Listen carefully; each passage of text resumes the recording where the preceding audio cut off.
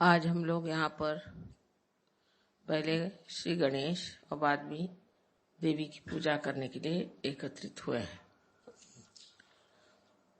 श्री गणेश को इस महाराष्ट्र में विशेषतः बहुत माना जाता है, क्योंकि यहाँ पर स्वयंभू अष्टविनायक है।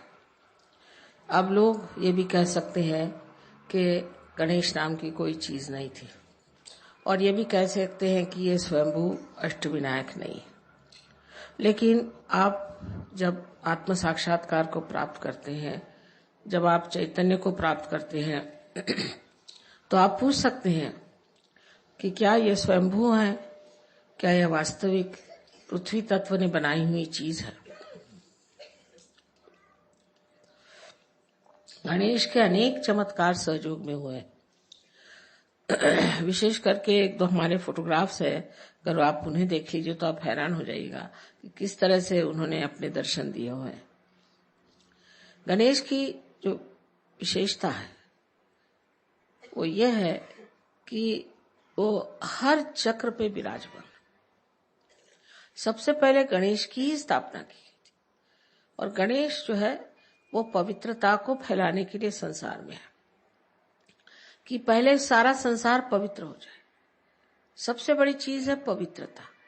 अगर पवित्रता नहीं रहेगी तो कोई सा भी सृजन नहीं हो सकता। अब समझ लीजिए, अगर कोई पेड़ है और उसके आसपास का वातावरण दूषित हो जाएगा तो वो पेड़ मर जाएंगे। इसी प्रकार इस सारी सृष्टि का जो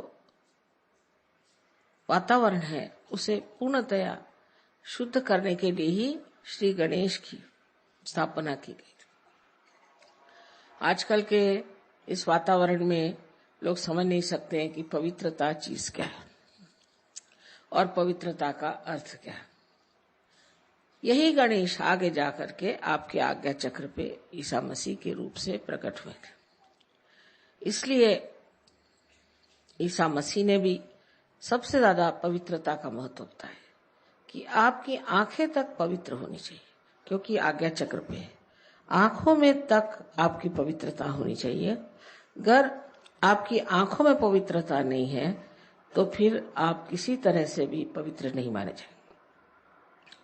लेकिन इसका यह मतलब नहीं कि आप अपने को कहें कि हम में ये खराबी है, हमें वो खराबी है। किंतु श्री गणेश को अगर हम मानते हैं, उनकी हम पूजा करते हैं, तो उनके गुण भी हमारे अंदर आने चाहिए। तो पहला तो उनका गुण है कि पवित्रता। अब इस पवित्रता को हम किस तरह से पा सकते हैं? कहने से नहीं हो सकता। किसी आदमी से कहा जाए तुम पवित्र हो जाओ तो नहीं हो सकता। गंगा जल से नहाने से भी मनुष्य पवित्र हो, ऐसी बात है। तो ये पवित्रता आने के लिए क्या करना चाहिए? इसके लिए आपके कुंडलिनी का पहले जागरण होना चाहिए। जब जागरण हो जाएगा तभी समझ लेना चाहिए कि धीरे धीरे ये जो कुंडलिनी है ये सब चक्रों को स्वच्छ कर देगी। लेकिन वहां पर भी श्री गणेश का कार्य है, क्योंकि ये चैतन्य है, और वो चैतन्य स्वरूप श्री गणेश आपके हर चक्र को भी साफ करते रहते हैं। और अंत में जाकर के सहस्त्रार पर भी श्री गणेश आप जानते हैं कि सदाशिव के गोद में बैठे हो। ये जो भी चीजें हम लोगों को लगती हैं कि पौराणिक है, मैथोलॉजिकल है, ये सब की सत्यता सहयोग भी आप प्राप्त कर सकते हैं। पहले आपको केवल सत्य को प्राप्त करना चाहिए, एब्सोल्यूट ट्रूथ को। उसके बाद आप कोई भी सवाल पूछे, उसका जवाब सही माने में आपके उंगलियों के ऊपर आ जाएगा। आप इसे जानेंगे कि सत्य क्या है। किसी भी चीज को कह देने से कि असत्य है, वो चीज असत्य नहीं होती। उसकी खोजबीन करनी चाहिए।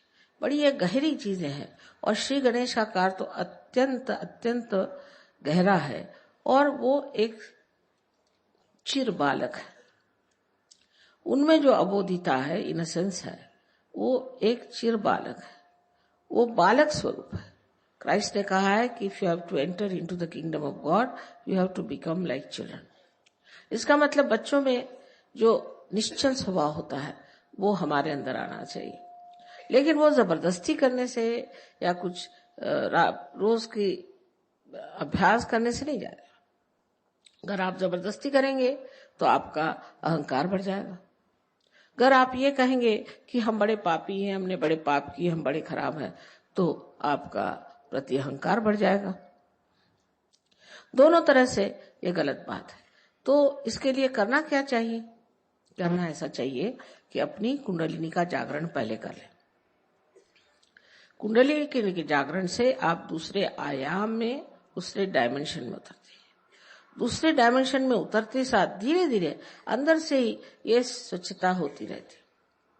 ये अनादिकाल से कुंडलिनी आपके अंदर स्थित है और ये उसी समय का इंतजार कर रही है, उसी के लिए बैठी हुई है कि जिस वक्त आपको ऐसी व्यक्ति मिल जाए जो आपकी कुंडलिनी का जागरण कर सके, क्योंकि ये आपकी माँ है और आपकी अपनी वैयक्तिक माँ है।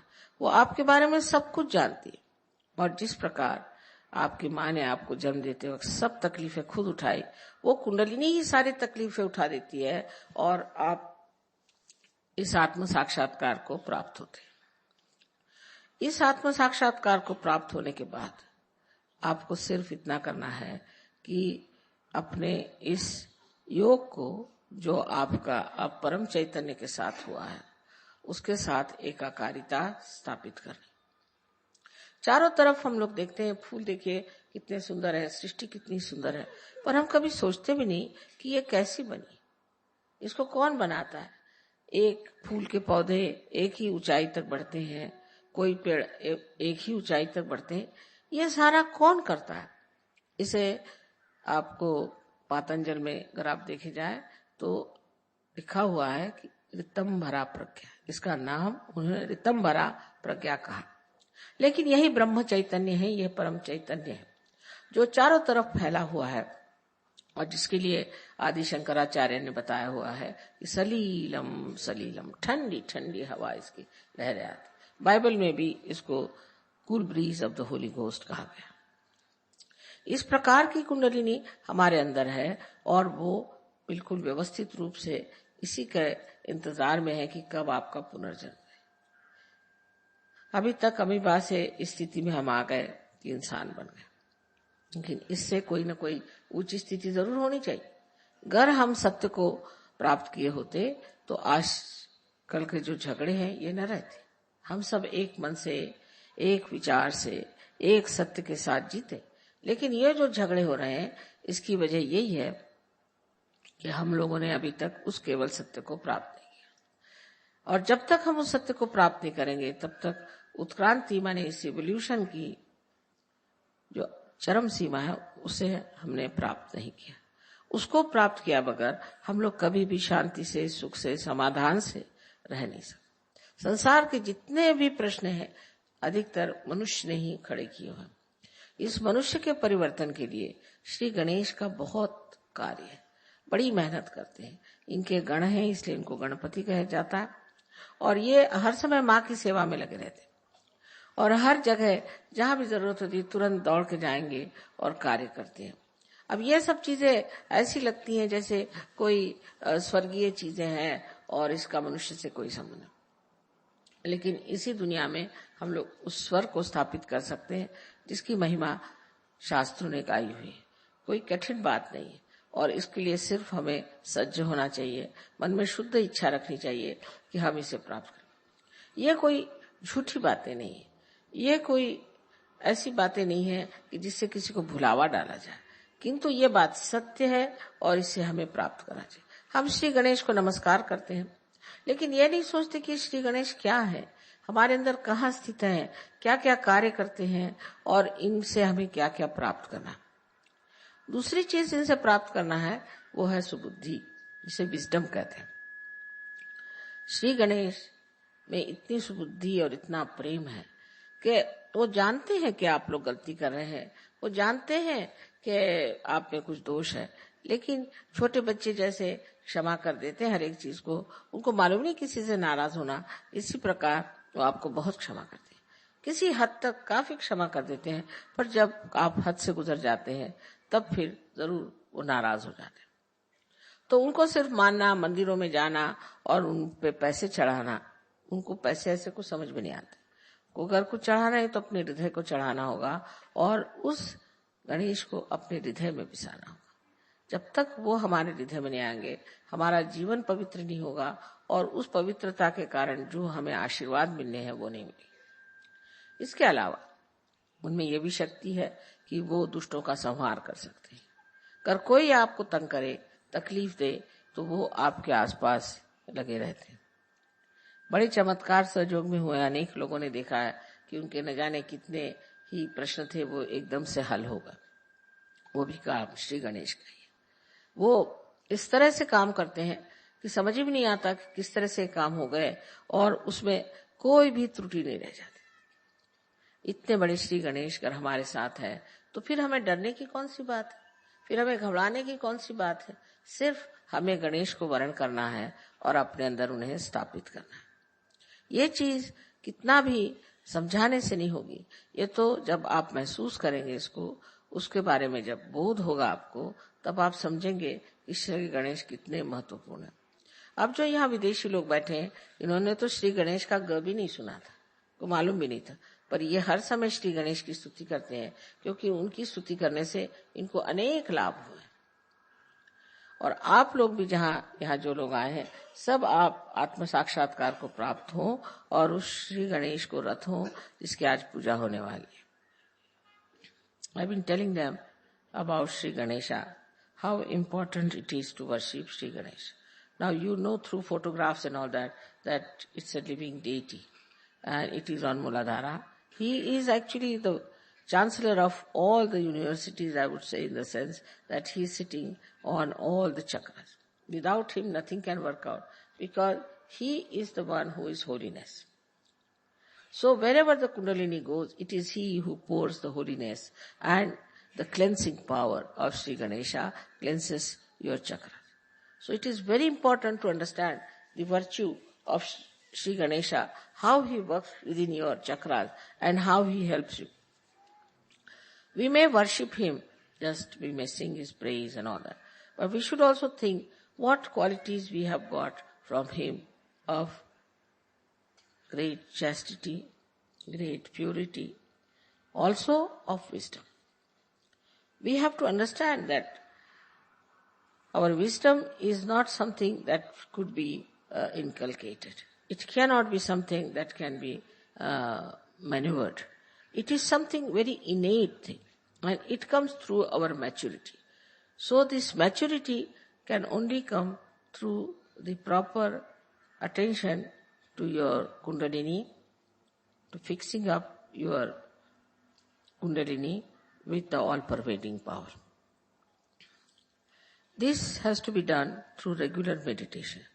It's not a ritual, but it should be done whenever you feel like. And after some time you'll find that you are all the time in meditation. You don't have to even meditate, but you are in meditation. His style is so great that it has no words to be described. But only thing I would like to say that he is a little child. He is an eternal child. And the eternal childhood gives him that innocence of a child. We cannot force ourselves to be innocent because we have grown and we have learnt lots of cunning things. But when the Kundalini starts rising and she starts blessing our chakras, automatically we start thinking our innocence has come back. Now we have got innocent heart, innocent mind, and innocent love. This simple, innocent personality is the sign of a good surgeon. And then he also knows for definite through his experience that he is looked after by the Ganas of Sri Ganesha.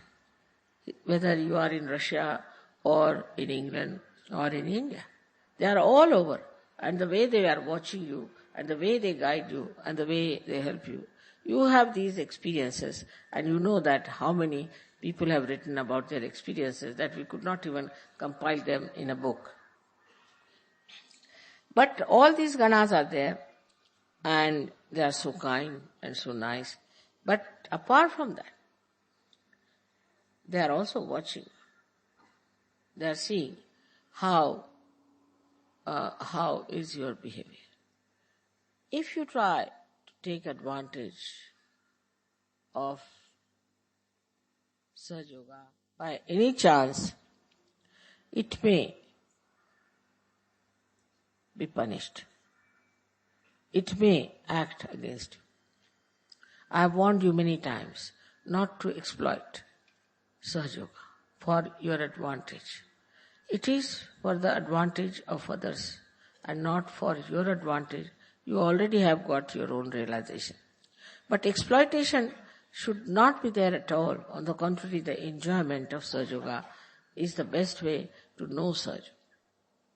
So far, we have had some bad experiences, but very, very few. Surprisingly, people who have never known even the first word Ga of Ganapati have become such devoted bhaktas of Sri Ganesha, and they have understood the importance of innocence and of purity. I am rather sad today that all the Sahaja Yogis are now going away to their countries, and I wish them that they carry this purity of Sri Ganesha with them, which is very much required in your countries, very much to be spread out. Only you have to desire and it will spread. I am sure things will change very soon and you will have a much better time. Moreover, I am sure also there are many people who think and who are seeking this truth, and they are seeking also this purity. So only thing what you have to do is to find out. Find out as to which people are those which are just striving to seek the truth. Try to find them out. It's very easy to find them out. And also, after finding them out, do not argue with them. Just give them realization, let them feel the vibrations, and then things would be better. There are many, many things which are false in this world. Lots of things are full of falsehood. Doesn't matter. All this falsehood, everything can be easily cleared out by the truth, the light of the truth. So today is Sri Ganesha's temple is here, so we'll do Sri Ganesha's worship first and then the Devi's worship. I hope you people will say all the Atharvashesh and everything. May God bless you all. I hope you have enjoyed the tour very much, and now you are going with such good vibrations. Carry them to your own countries and give my love to all the Sahaja Yogis who have not come. May God bless you.